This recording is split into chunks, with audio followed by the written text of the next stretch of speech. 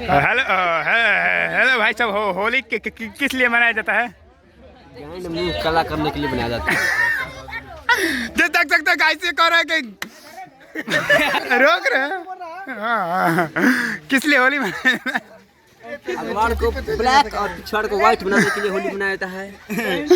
तक तक किसी का भी हंसी नहीं है। होली मनाया जाता है। देखिए ऐसे ऐसे लोग छोरे बांध के, देखिए सब छोरी बाहर करके सब जमाने को देखिए।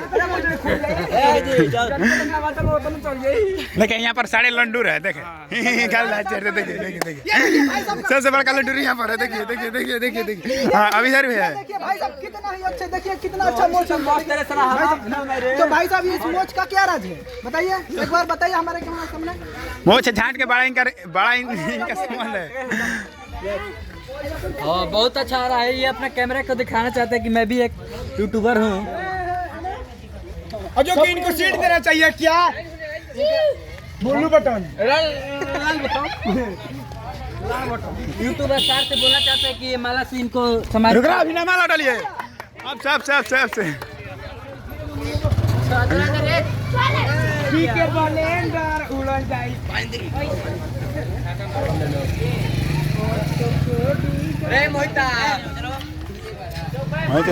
सर 5 साल में बड़ माफिया बने नहीं।